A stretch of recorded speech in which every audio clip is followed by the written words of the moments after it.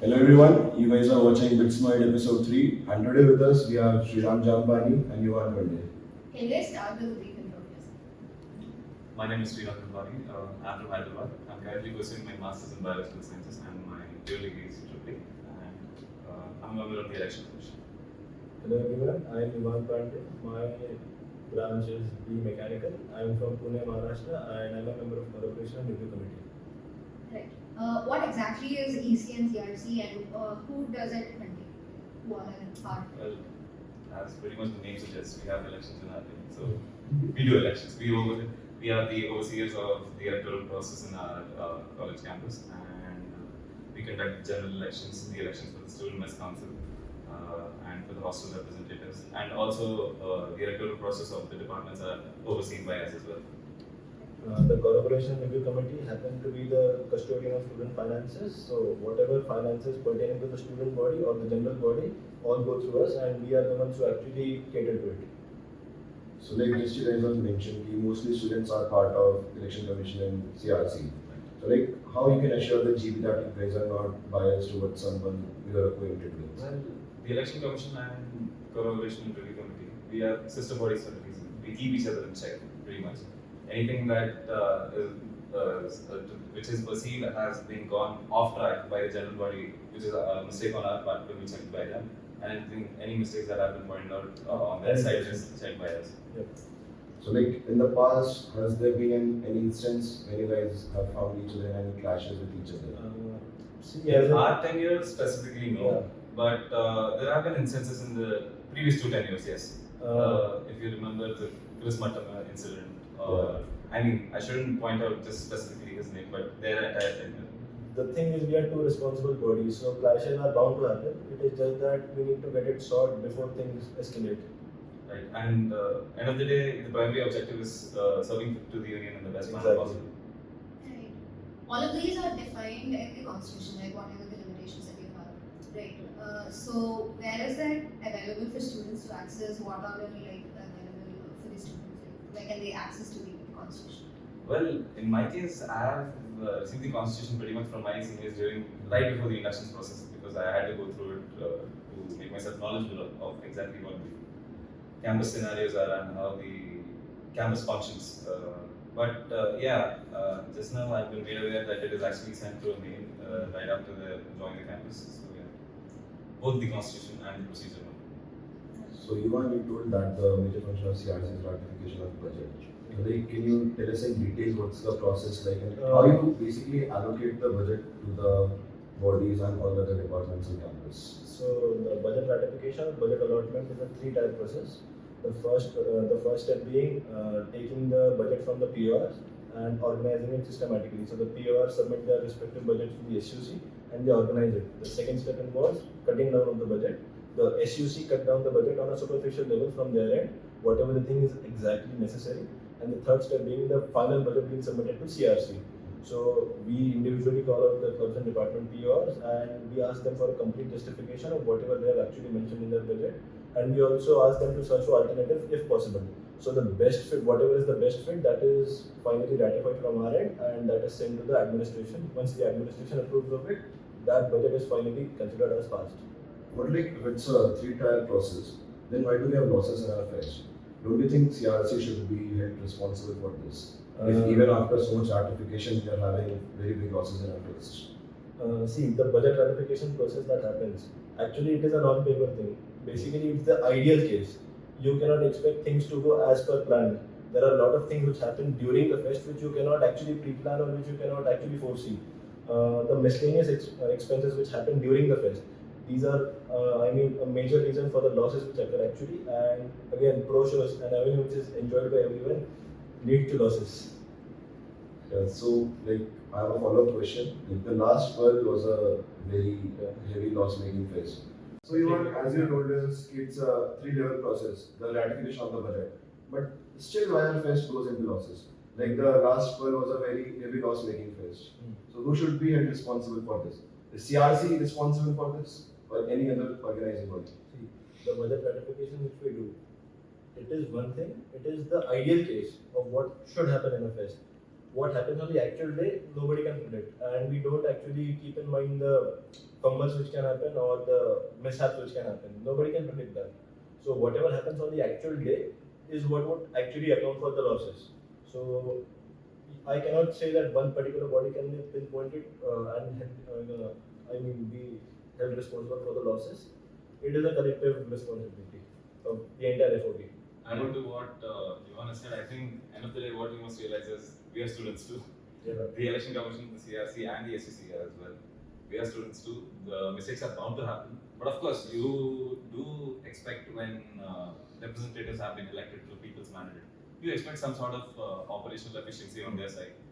But expectations are not matched in most of the cases since the last few 10 years. But yeah, end of the day, we're just students too. Again, I would like to add on to him. It is very vague to say that the fest went into losses. What must actually be done is to actually find out what caused the fest to go into loss, rather than pinpointing somebody for the losses.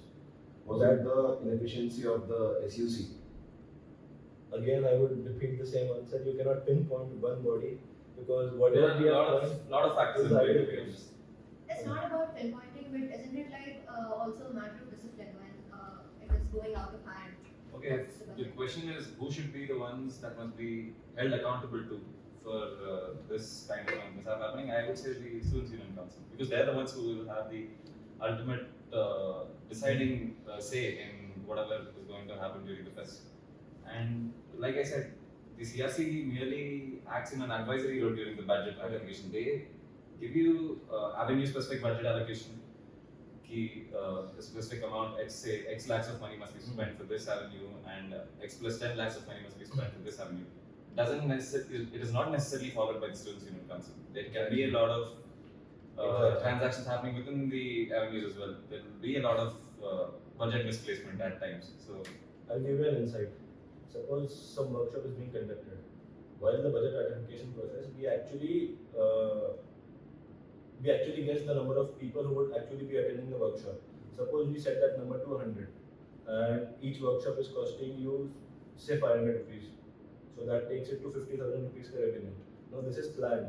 What if 100 people don't show up? What if only 20 people show up to the workshop? It is a direct loss, and nobody can predict how many people would actually come up on that day. So yeah, not entirely SUC has to be blamed for it. It really depends on what happens on the actual day. Not like the losses such as 45 lakhs, these big losses. So the GB wants to know. So you are saying majorly the elected representatives should be responsible for this thing. That's all. I mean, see, who are the ones making the decisions about all of this? End of the day. We both the bodies merely act in advisory roles Exactly. and nothing much. And there might be certain overestimates or overestimation of their guesses, which might go overboard most of the time. Some miscellaneous expenses also happen during the fest, which you cannot delay. They have to be made on the spot, and these also account for losses. I think Yuwan can cite the most recent example of Fervor as well. What happened with the budget of Fervor? So, Forward 24, it was a very planned fest. We started the ratification process well within time, and it was, we spent 84,000 from our side, and we got a profit of 1,77,000. Still in that 84,000 ka budget as well, we saw 15,000 overshoot. And nobody can help it. These things are bound to happen. The larger the budget, the more is the overshoot. It is bound to happen. It is just that how efficiently we curb that thing on the spot. It really depends on that. So it depends on the management, the people who are managing the fest. We are only the advisory. We are playing the advisory role. We are not managing it. So how's your relationships with the SUC, like the EC's and CRC's relationship? Well, Like, do you guys face any conflicts usually, like during the budget meeting or during the elections? For example, this president, this friend is going for another election, as a department election or SUC elections. So like, is there any biasness? Biasness, I think, to be honest, expecting neutrality out of people running for elected positions of representation, I don't think we should be expecting that perfect spot of neutrality from them. There will be always tending towards one side or the other. And to be honest, the election commission never expects neutrality out of the people who are going to be contesting or the ones who will be supporting them. We expect neutrality out of the members who are in the election commission. That's it. And if it comes to neutrality from our side, we are nominated body, so we are bound to have certain, what do you say? We are bound to favor some people, we are bound to not favor some people. But again, it depends because we are elected, nominated bodies. So Especially for EC, there is this name that usually rumors around that it supports a particular region of people during inductions. Do you have any say in that? Now, to be honest, this can be just brought down to numbers. To be honest, the campus is dominated by a good section of people. South Indians. Let's just put it out there. 75%. Can we say that 3/4, or maybe even 4/5? I think it's 60-40. 60-40. Okay. Let's just say 60-40. Still, the election commission usually has around 60 to 65 applicants, out of which 45 people show up for the interviews. And let's just say उसमें से 30 लोग are from our South Indians, and the rest 15 are North Indians. You're expecting those 15. Okay, fine. उसमें से there might be exceptional performers all over, but I'll just comment on the people who have been inducted recently. That is me, Manasvi and Archit. And I have seen the induction process. I've seen the other applicants, and I don't think anyone was better than us.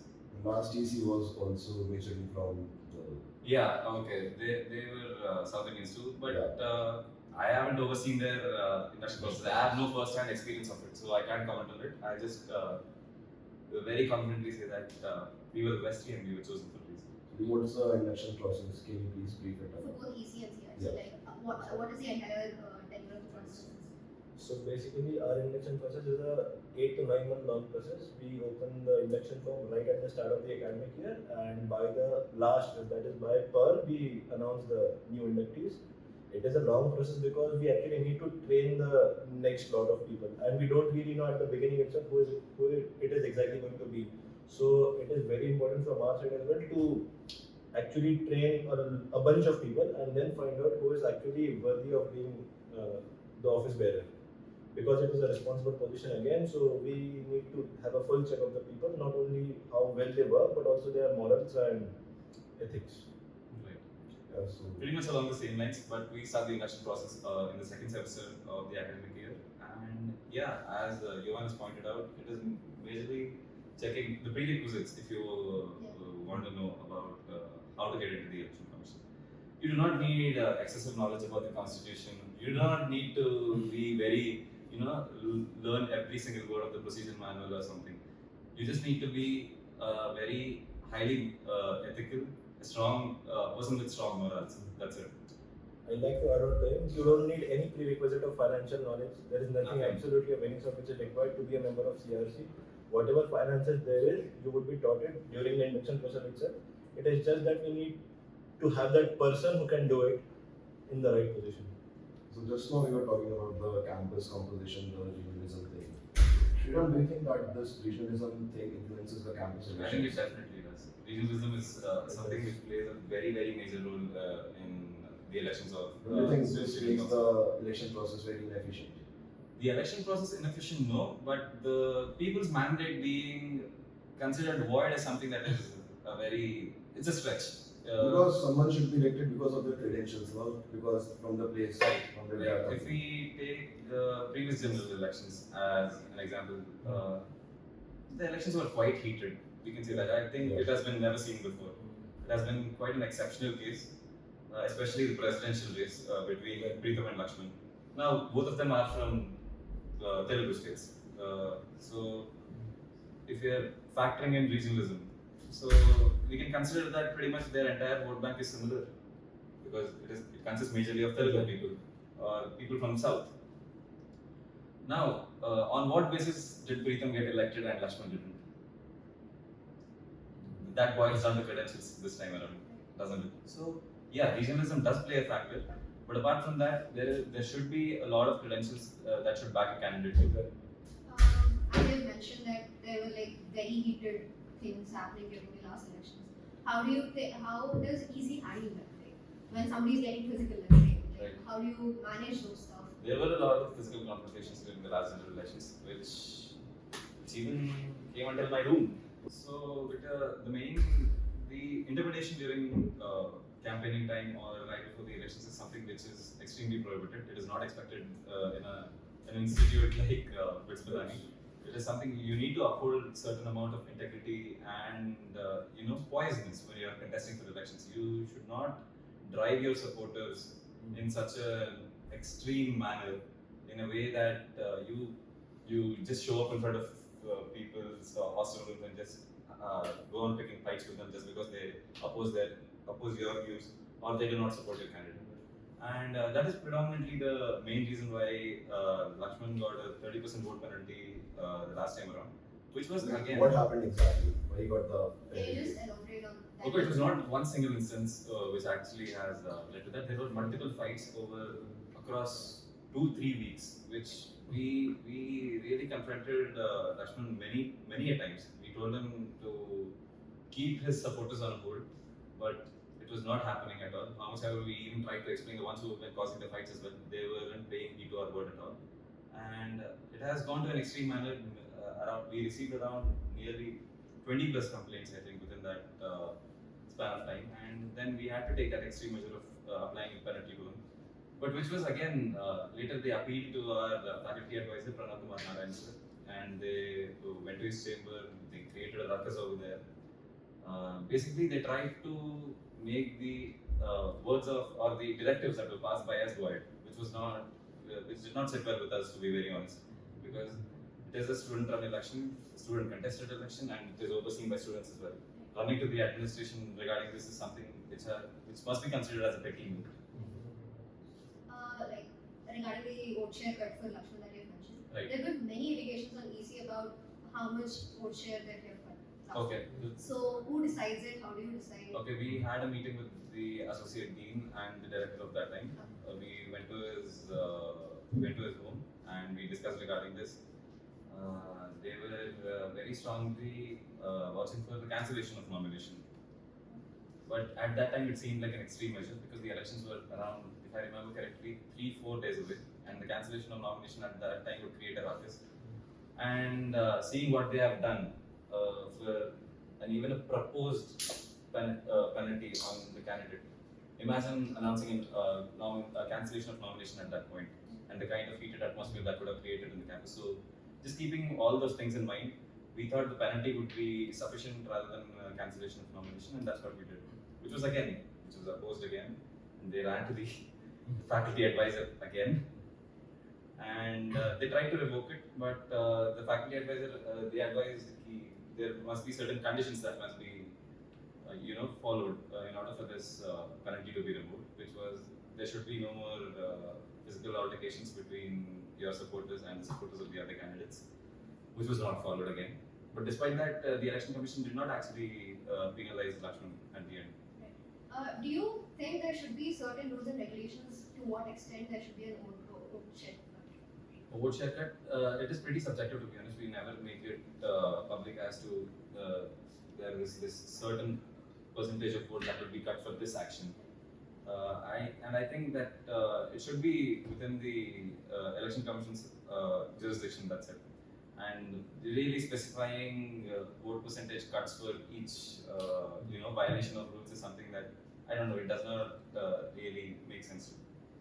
Okay, so let's move. Because there might be, along the line, there might be an increase in, say, the voter percentage turning up for the elections. Let's say it's like 10 years down the line, there will be 4,000 or 5,000 people voting for these elections. Now, if I say there is a certain 3% or 4% cut for, attaching posters in the hostels instead of just the notice boards allocated, then at that point, 3%, 4% will really seem like a very large portion. Now it might not, but it shouldn't be something that spans across time, right? It shouldn't be something very case specific or scenario specific, which will cater to us right now and at the moment. So don't you think the voter turnout is very less? Right. Like this decreases the efficiency of the election process. I think right now the active general body on campus is 4,500, Yeah. 4,500, and the last general elections we nearly got 2,100 votes. Yes. Yeah. So 50%, even it's less than Even the 50. general body needs to realize that it is their duty to go and vote out. Like, can EC play a role in this? What's EC's role in this? Because like to have a good elections, to have efficient elections is your role. Right. So Voter turnout is something I don't think can be really influenced by 3 people in a commission. Timely elections is something which that is our responsibility. That is something we take care of each and every time. But voter turnout, to be honest, we were elated to have 2,000 plus people showing up for the previous elections. I think that was the highest turnout. It was a record. It was the highest turnout that has been ever seen. And to be honest, there is this sense of laziness, you can say, amongst the third yearites and fourth yearites. They are not willing to come to the polling booth, wait there for around 20 to 25 minutes to cast their vote for someone they don't even know. It is mainly the first yearites and second yearites who have at least a sense of association with candidates. Who actively in the new election Right. process.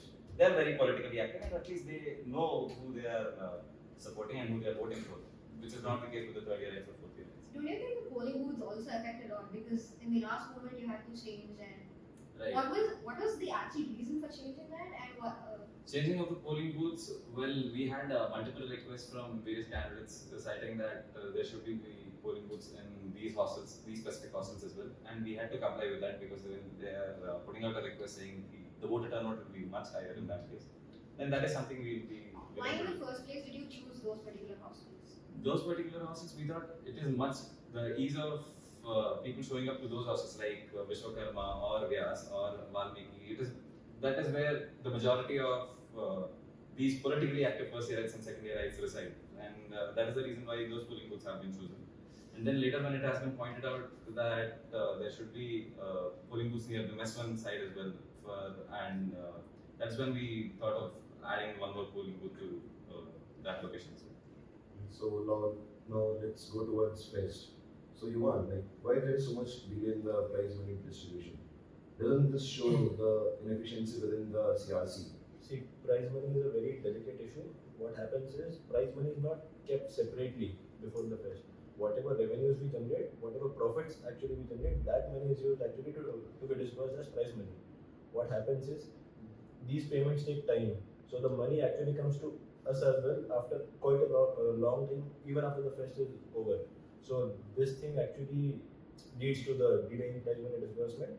But we are going to follow a new model from the upcoming fest. We are actually going to keep the prize money separate initially itself, so that there is no delay at all in the disbursement of prize money. And also the Atmos technical fest is coming. So what's your take on the pro shows in technical and sports fest? Do you think we should have pro shows in technical and sports fest, or we should focus on the core objective of those fests? Speaking from only a monetary perspective, pro show is the biggest avenue which leads to losses in a fest. Yeah. Well, So like you are ready to cut pro shows. Not exactly. I mean, it's not our decision or Exactly. No, like, No, what's your take on yeah, it? Like, what's your take? the presence of pro shows during the technical and sports society pro shows must be there. must be there. Right. I do not understand why there is this narrative of the core objective of technical fest being compromised just because of the presence of pro show. Fine, there is a pro show. It happens at night. You have the rest of the day to conduct your technical events, to bring in people who are really interested in exploring the technical culture of the campus. But that doesn't mean you cut down on pro shows. Exactly. It doesn't really make sense. It is something that the general body enjoys. It is something that they have been very actively participating in from more than a decade, and just cutting it down now, purely citing the reasons of the technical culture being pulled down solely because of the presence of pollution, does not make sense to me, and it doesn't sit right with anyone. I guess. As long as the crux of the technical fest is being fulfilled, I don't think pro shows provide any hindrance to the technical culture of the campus. So yeah. Or like if you are spending 30% of the total budget for pro shows only. So like is it right? do you think the crux is being met? Yeah. See, what budget you allot to a particular avenue does not actually correlate with what would happen. You should consider the volume of events as well. Exactly. Because pro show is one event. How many technical workshops do you have? Exactly. 15, 20, or even more? So your take is pro shows should be there in the technical and sports fest. Technical fest at least, yes. Technical fest at least, yeah. Makes sense to have pro shows. And in sports fest.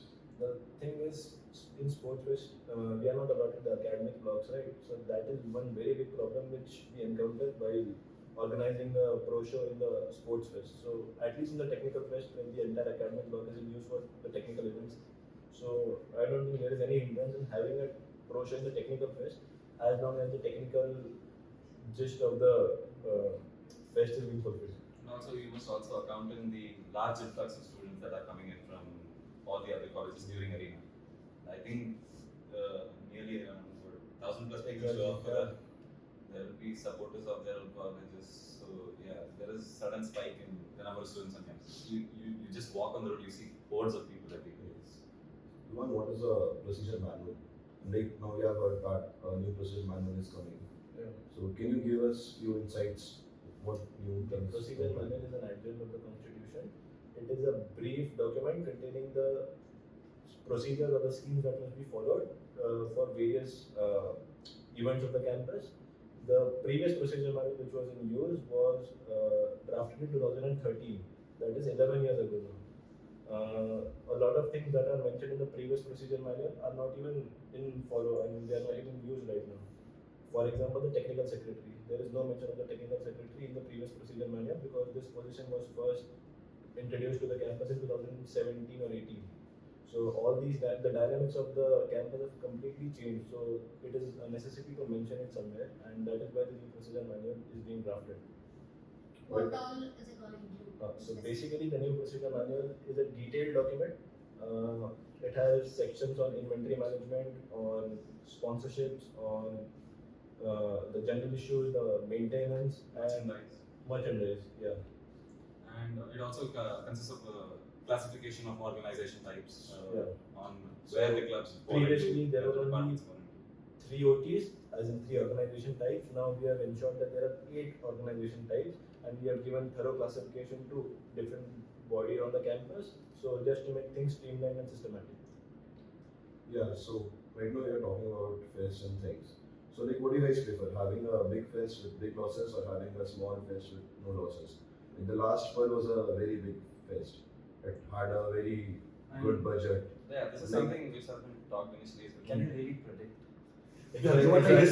But like if you're going through a 3-level process, Right. like you have a good experience also. So like you guys can predict few things. I would rather say It's not like you can at least predict the losses. कि 20 lakh का loss होगा, 10 lakh का loss होगा. See, it doesn't really depend It's not on. like this कि you will say कि there will be 0 loss or there will be no loss and suddenly that fest turns into a loss of 50 or the 60 bigger the lakhs. budget, more is the miscellaneous cost that we can expect. So we really cannot say whether it would absolutely lead to profits or lead to absolute losses.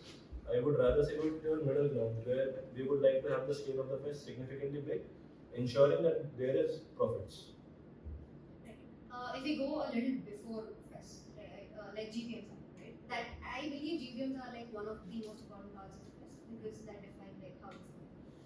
So I think the EC holding the GPM like 30 days before the fest is one of the rules. Right. So why is it always pushed till the last day? Why do we go like? Don't you think we can put Last it time at- around, I do not remember if the Atmos general body meeting was delayed or not. Was it delayed? It wasn't. This time around, it won't be delayed as well. Although the proposed date for Atmos are what? It's November 10 7, 8, and 9. Okay, second week of November. We will be having our midterms during the second week of October, which is like 30 days right before the fest. But that doesn't mean it will be delayed. We will be conducting the general body meeting in the last week of this month. And yeah, and that's the reason there have been budget talks have already started, the discussions have already started, they're drafting budgets right now. CRC will be beginning the ratification process very Again, soon. I'll tell you why does it take to the last moment for the GPM to happen? Because again, budget making is a very long process and it needs to, I mean, you must be very accurate with it. So if you have got the time to do it till the very end, I don't think there is a problem in pushing it to the last date, as long as the necessary things are being. To be honest, 30 days of notice is something which is pretty fair. Yes. It's not too less or it's not too much as well. Exactly. And to be honest, expecting the students to draft up a budget predicting without even knowing which artists are going to be signing for them 30 days prior to the fest is something which is pretty impressive. How is it going for this fest, this Atmos? Especially budget looking at process. the people being interested in GPM. Like if you look at the per GPM, it was Right. very interactive. A lot of people showed up. Right. So how are you planning for Atmos this year? And do you think we have to extend the finals of the GPMs? Like give more time for the people who are paying money to question. Right. Yes. To be honest, there is no set time as such for the conduction of a general body meeting. But yeah, there should definitely be an increased enthusiasm within the GB as well, because they must know where their money is going to. It's not just mindlessly selecting for the highest deduction, or even the other extreme, mindlessly voting for zero deduction because they want to go against the establishment. But yeah, there should be a spike in the interest, and as you said, as you've already mentioned, the last per GB, Yes. that was an exceptional case. As in- Highest deductions ever, right? Exactly. The losses are also exceptional. Losses are also exceptional. Yes, yes. As I said, the GBMs, the Student Union Council presents a comprehensive breakdown of the budget, as in how much money is going into which avenue. And on the basis of that, the general body raises a few queries. They ask how exactly such an upscale of the fest is happening and how it's feasible or not. And if they find the answers of the Students' Union Council to be fair and reasonable, they do vote for the highest deduction. Okay. Or if they find that this is a sudden spike and this is something which cannot be handled by the Students' Union Council, it will drive the union into further losses, then zero deduction. Being I mean, part of the CRC.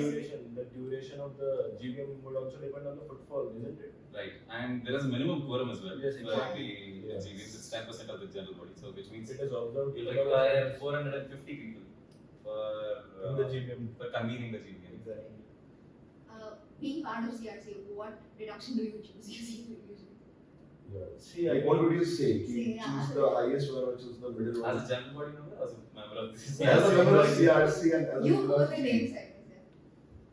As a member of CRC, it is actually my duty to keep a check on the deduction. I mean, it will continue to escalate as time progresses, which is not right to some extent. Higher the deduction is, more would be the budget for the fest. And after a certain point, it is expected to go into losses. So Do you think there should be a cap on the deductions? there should be, but there should not be an official cap as in. It must be responsibility of the CRC members to curtail it to a particular amount so that the budget does not overshoot. Shouldn't run for a reason. You should not have an official Exactly. cap from the administration side, Mm. which will limitize the functions of the Students' Union Council. To be Exactly. fair. What is CRC's take on this? Like, do you prefer a particular deduction for the entire GB or like the coupon system, like the ticket system for the groceries? And was the 1500 deduction for the last one, is it justified? I mean, looking at the brochures which you have got, the 1500 is justified. Yeah, from the general body. From the general General body members' perspective, perspective, yes. the 1500 deduction was justified, but then again, you are asking me this question because the fest went into losses. Had there been profits, you would have happily paid even 2000 rupees Right. as deduction. So, And who bear the losses? so one good thing about this particular campus is that the students do not bear the losses, unlike our sister campuses, where the students actually have to pay from their pockets for the losses That are actually incurred. raises the question: is that the reason why the Students' Union Council is so splurgent on this? Because we do not bear the losses. A question to them maybe. I think this is the reason, like, go for the highest deduction, you don't want to Again, pay the I won't losses. abrogate from my duties as a CRC member to, not take responsibility for the losses of the fest. But if the students are organizing everything, you must have this thing in your mind that it is the students who are doing it. Even the SUC are students, even the EC and CRC are students. So mistakes are bound to happen. It is just that how you act after that. Whatever knowledge that has been passed on to us by us is whatever the operational knowledge that has been imparted to us, we just work by that.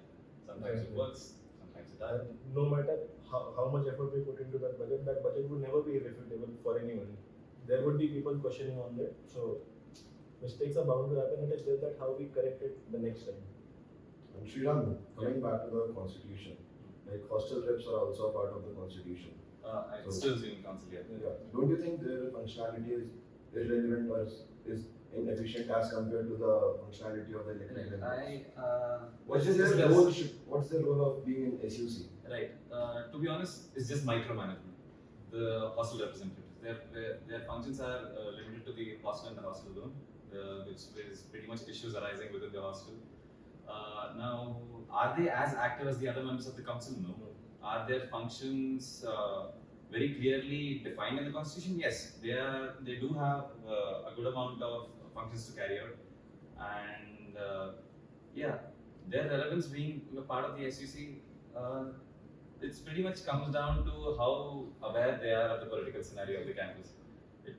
They are, and end of the day, they have been elected through people's mandate as well. Exactly. There are more than 100, 200 people voting for them within their hostel. According to the constitution, the HREPs act as the point of contact for the general secretary, for the sports secretaries and cultural secretaries During the intra-college, college. yeah, Yes, during yes. the intra-college fest, basically. Exactly. So like should they be the part of the SEC or not? As things stands, yes. No, your take. Like if you're If you have to amend it. Yeah. Okay, if I have to amend like it, when is the new constitution coming? to be honest, the new constitution that is a grey area. That is something I do not know if I'm very happy discussing about on camera. Yeah. But is a draft ready? Yes. And What you is do delaying the require- process? Oh, You do require a GB vote to Right. get it passed. it So- requires 2/3 of the union Exactly. voting in support of the motion. So that requires more than the voter turnout for First the of last all- general election. First of 2/3 all, of 4,500. yeah, first of all, the people must be aware of what is there exactly in this particular constitution to actually come out and vote whether there is some changes required or not. So it is a very long process. So the basic question: should HREPs be a part of the constitution or not? Well, Your take. if we are taking in account the current political scenario of the campus, they are merely used as political tools in the hope of any matters being put to vote within the Students' Union Council. The hostel representatives do have a say in it too. Now it depends on their own allegiances and interests, and yeah, this is what their function has been boiled down to right now in the current state of So things. the vote of the hostel representatives is equivalent to that of the president or the general secretary when it comes to this council voting. So their vote can actually change a lot of things in the dynamics of the campus. So they must be a part of the SUC. Like, apart from constitution, GBM, FES and all, being part of EC and CRC, how does that affect your social life, academic life? Socially, you get to interact with a lot of people. When I say a lot, it's a lot. It really is a lot. Okay. What are the pros? And cons. Pros and cons. Pros and cons. Pros is you get to know a lot of people. Cons is a lot of people know you. Exactly. That's the main issue with it. Like You people are who don't even know you, questioning your actions every single day. Why things have gone this way? What really Right. led to? It's just a breakdown of your every move, every single thing that you do, which really gets to you at some point. You're like, is it all worth it? Sometimes it is exhaustive. Sometimes when people point at you, people who don't even know you, people you don't know, they point at you for mistakes which are actually not made by you. Right. So it is sometimes time consuming. It is very consuming. It is on tiring our to perspective as well. be, held accountable for every single thing which you might not even have first-hand knowledge of. What about the academic life? Academics. Uh, It has been okay. going well till now. But going well is a very subjective thing. The Some career things has might be just- good for me, might The not be good career for has you. just started. Right. I'm a dual degree student, so pretty much my academics have started this semester, being in third year. So yeah. But then the fact that CRC and EC is time consuming, yes. But then academically speaking, we do get enough time to study. It really depends on the individuals if they actually devote that free time or that the other time to studies or they indulge into something else. And tracking back to the prerequisites of being a member of the Election Commission of CRC, they should not treat it as a full-time job. Exactly. They should not. This is not your life. It gets to your head at points. Right, but is there any such, is this a myth or actual truth that you don't enough people who are expecting PRs from rest of the bodies of the campus? There is some amount of truth to that, yes. I mean, power hungry people must not be given powerful positions. Like, take my case for example. I do not know if this can be directly correlated to my induction into the Election Commission, but I was not part of many departments or clubs or any other bodies prior to applying for the election. I was part of one Same department. applies with me. I worked for one organizing committee, and that's it. So what do you Exactly. think got you to the, other than the other people who were A like, question for our seniors maybe. A question for us. Yeah. right. Yeah, that's all from our side. Thank you for You being want with to add us. anything out for Yeah. BGP? Anything that you want to say or add on your side? Not really. Just be active. Exactly. Take Be aware of the campus situations. Right. Don't. take enthusiasm in every single thing that happens on campus. Do not be led by people's opinions. Have an opinion of your own. Thank you so much. It was great. Thank you, Yuwan. Thank you, Sriram.